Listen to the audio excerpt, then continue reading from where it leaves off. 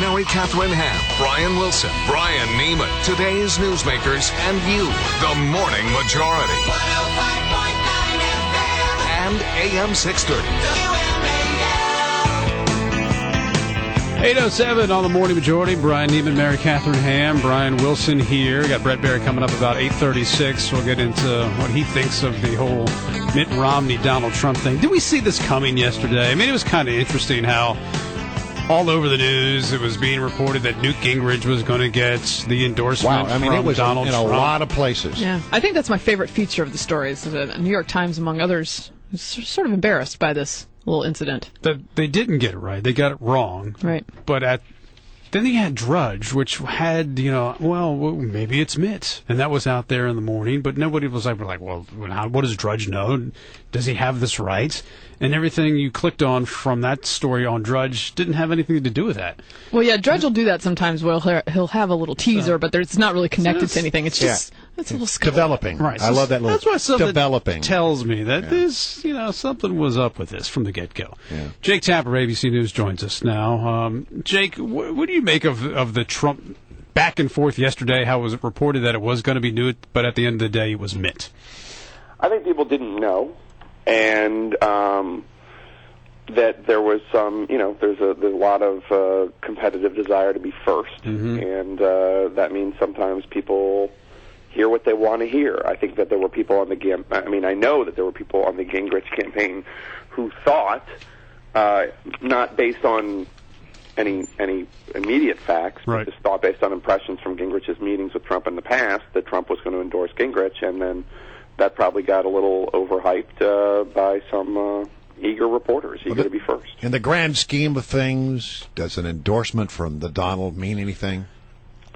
Well, if you talk to the Obama campaign, it does. They love it, right? Yeah. They love the Trump endorsement of Mitt Romney. Barack Obama's Twitter feed put out, in case you missed it, a video of Trump endorsing Romney. According to polls, as I'm sure you guys have said already, it actually hurts more than it helps. More voters say they are less likely to support a candidate endorsed by Trump than more likely. But I think the calculus that the Romney campaign and Mitt Romney himself probably made is better to have this guy inside the tent. Right. You know what I think the calculus was, Jake? I think the calculus was anything to not be talking about that stupid thing I said. Yeah, that's probably part of it, but I think that's not going away, though. I'm not very concerned about I'm not concerned about the very poor. That's not going away anytime soon.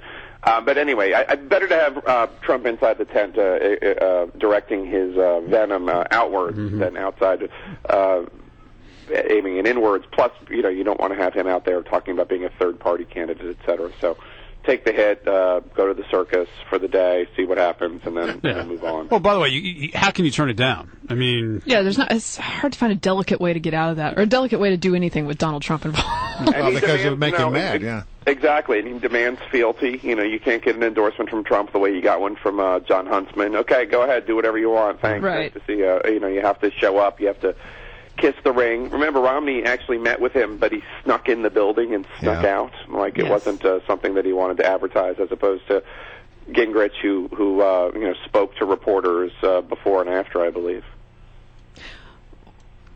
Sorry. What do you think is going to happen moving forward with the payroll tax extension? Will there be another deal on this? What does the White House want to happen, and can Republicans get on the same page in the Senate and the House to continue the payroll tax extension, which we haven't heard a lot about? And we only have 3 more weeks until it's over, right?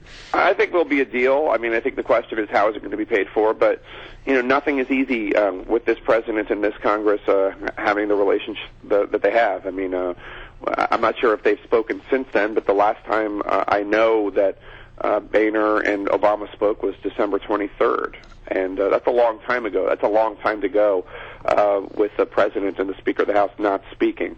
It's pretty dysfunctional. They can talk about how they like each other, how they have a good relationship, but the fact that they're not talking to each other is dysfunctional. And I think everybody wants to get it passed. It's a question of how it would be paid for. I asked Boehner about this last Sunday, and he said that they had passed an extension, and now they just needed to meet with the Senate committee to have in conference committee. So we'll see what happens. I suspect it will not be as big a deal as it was last time. Two interesting social issue fights sort of bubbling up, the Planned Parenthood-Komen discussion and the White House defending insurance companies requiring religious organizations to cover contraception.